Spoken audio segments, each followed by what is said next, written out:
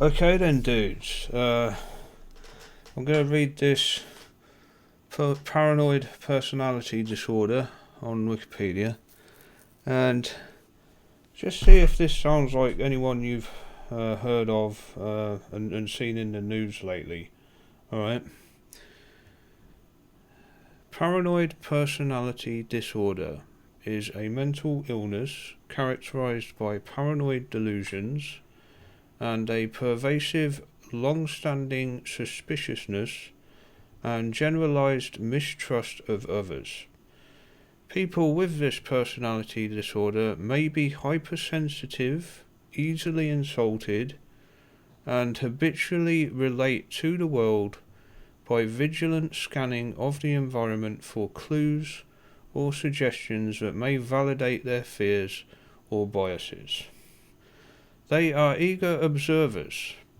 They think they are in danger and look for signs and threats of that danger, potentially not appreciating other interpretations or evidence, no matter what. They tend to be guarded and suspicious and have quite constricted emotional lives. Their reduced capacity for meaningful emotional involvement and the general pattern of isolated withdrawal often lend a quality of schizoid isolation to their life experience.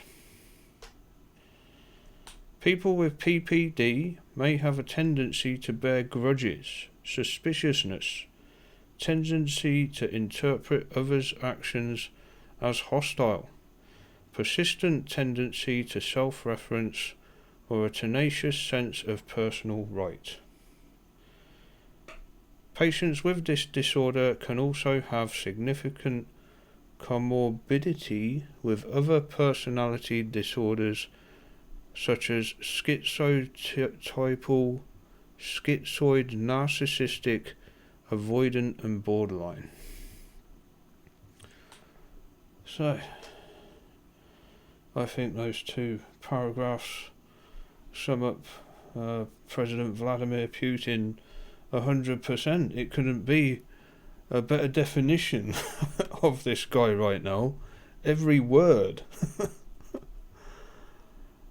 There you go. Putin has a mental illness known as paranoid personality disorder. Now, I'm going to go through a clip of me when I went through psychosis during my extreme fast. I went for the full 40 days and nights with no food. I did it once before in 2014 and it was successful. But I was prepared for that. I was fervently praying. I was reading my Bible, and I wasn't trying to do as much, at the same time.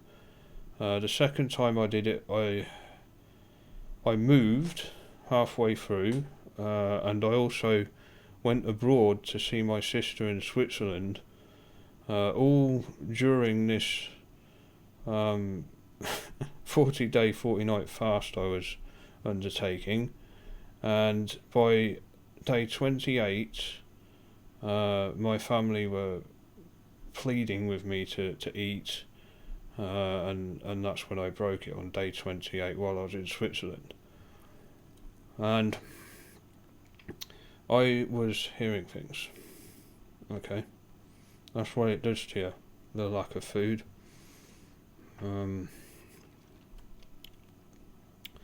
So after that, gradually it got better, and it wasn't until about a month or so after that I heard about how not eating can make you go paranoid, and it suddenly clicked. I suddenly realised, hang on, that must be what happened to me, and that's when I learnt more about this psychosis and paranoid delusion stuff, and I did a video on it, and I'm going to show you a clip from that now. What caused this chemical imbalance in my brain and the mass paranoia I was going through. It was the worst time of my life. Okay, I really don't recommend doing the full 40 days and 40 nights anymore because of this, okay? It was terrible. It was the worst thing you can imagine. And it was a number of things that caused it, okay? I've looked at the list of the symptoms, yeah. It's not just a chemical imbalance from not eating for so long. I hadn't eaten for weeks, okay? So that was already starting this chemical imbalance, but I was going through a very sad time in my life, okay? This was a huge factor, sadness, alright? I lost someone very important to me, and you know, I was just thinking about it all the time. And then the other thing was fear. I'd already started to hear the voices, okay? This says you hear voices in your head down here, look, yeah? But to me, it seemed real, like I was hearing people say it, okay? It seemed audible. But then when I thought about it logically later on, it didn't make sense, because I was still hearing this when I left the country.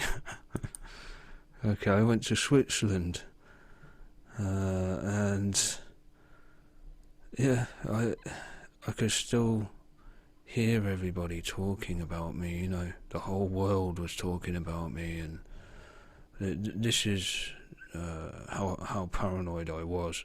And there was my channel, my YouTube channel, that added to the fear. I thought that I'd made some enemies online and they were all attacking me, you know, there was that fear as well. You know, I probably have, but again, it was just severe paranoia. Okay, it was horrible, absolutely horrible. I didn't have insomnia.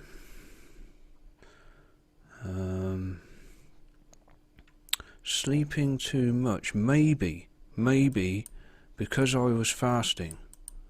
Yeah, so I slept more. Yeah, maybe. Oh, look at this. Overeating or loss of appetite. Yeah, not eating at all. You see, there's a number of things here, a number of factors that caused it. A feeling of impending doom or danger, yeah. The fear I had. I was afraid. Look at this. This is on the NHS website here. Psychosis.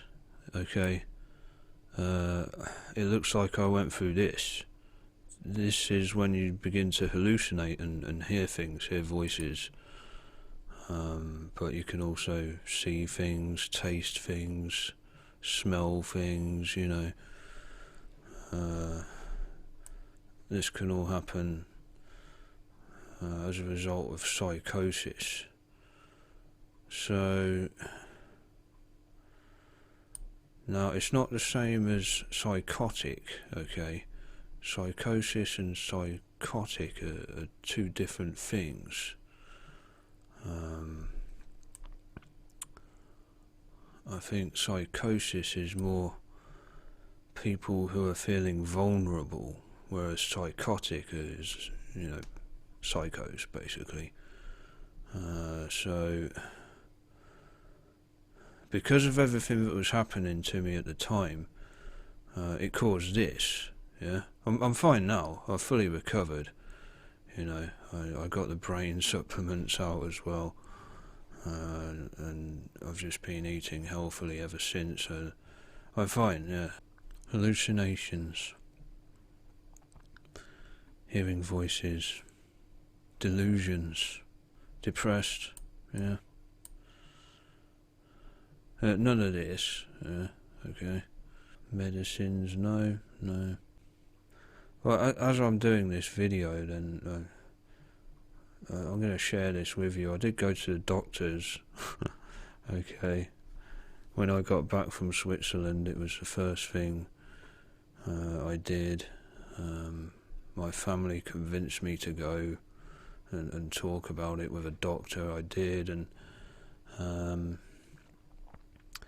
they were going to have me see a team. Here we are. Mental health team. They were going to have me see a mental health team. Yeah, I didn't get back to them. I just started eating properly and slowly got over it, but yeah, that was a referral, that one there. Wow. Yeah, never had anything like this before. I just could not believe how the mind can play tricks on you like this, you know? It's crazy, man. It's so weird. It seems so real. It just felt so real. Anyway, I'm warning you of this because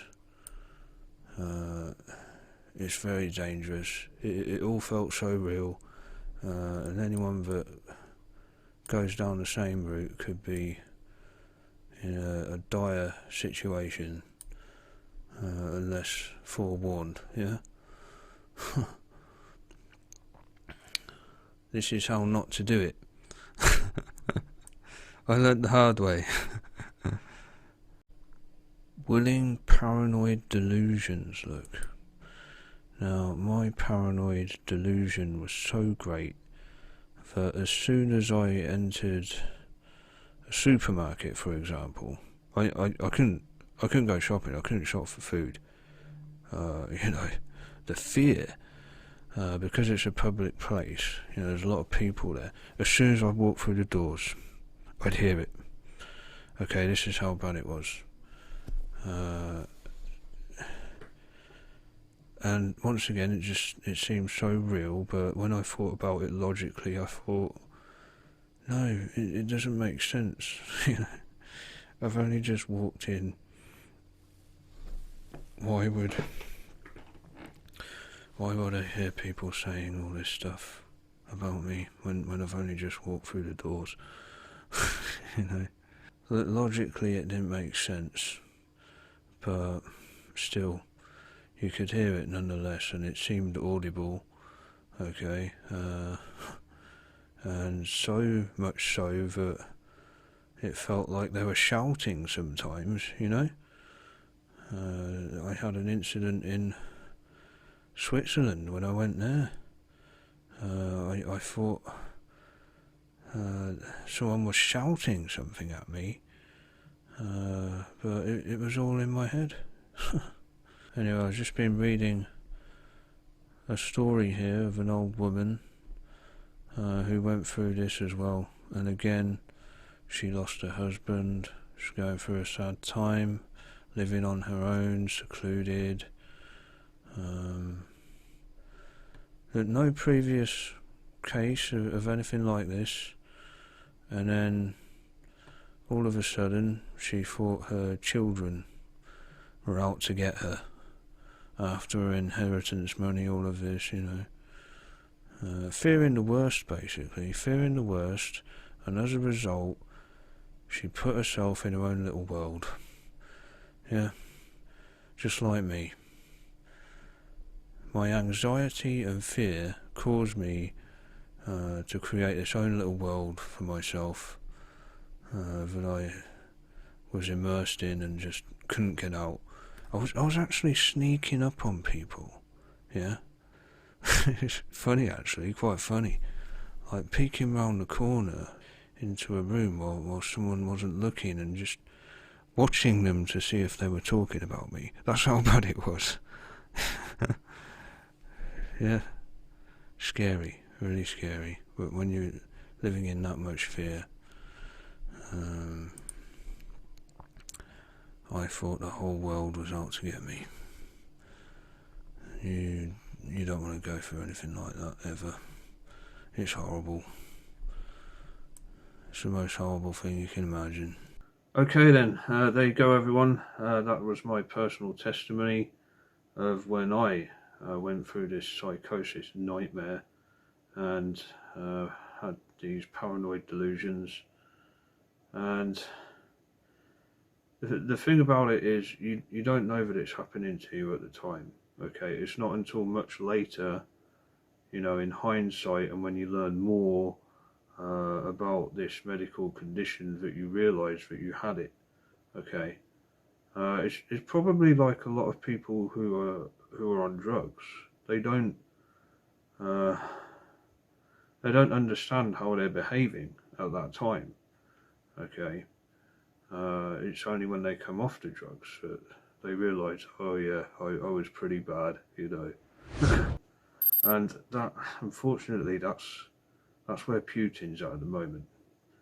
Okay, he doesn't have a clue what he's doing, and that his behaviour is just completely unacceptable, because in his head he thinks it's all real. Okay, all these paranoid delusions, he thinks this is actually happening, and it's not until much later, I'm afraid to say, when he's finally snapped out of it, that he'll realise how bad his actions were. So until this guy sees a doctor, and I urge him to do so, because, you know, I admit that this happened to me. Okay, I'm willing to share this with people, and I acknowledge that I did have a mental problem. Okay, it's time for Putin to acknowledge that as well, but he won't.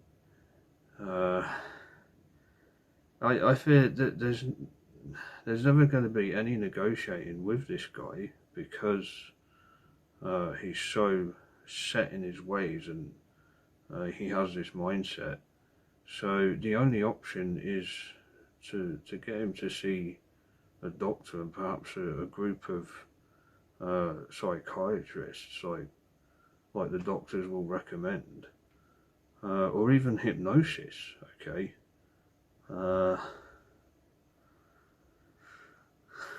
only way you're going to get this guy to stop, realistically, because he's had this mindset his whole life, is to hypnotise him.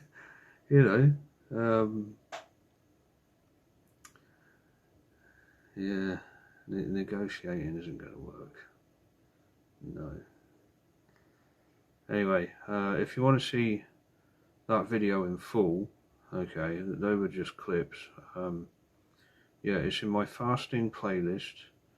It's called The Dangers of Fasting, and I highly recommend that. Okay, you can get a better understanding of what Putin's no doubt going through, and begin to understand his mind more, and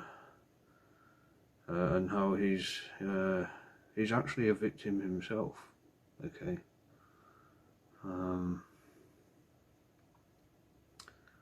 Yeah, he doesn't know what he's doing. He's unaware of the consequences of his actions. He thinks it's all perfectly acceptable. Yeah. Anyway, yeah, check out that video, The Dangers of Fasting. Yeah, that's a really important one, especially now.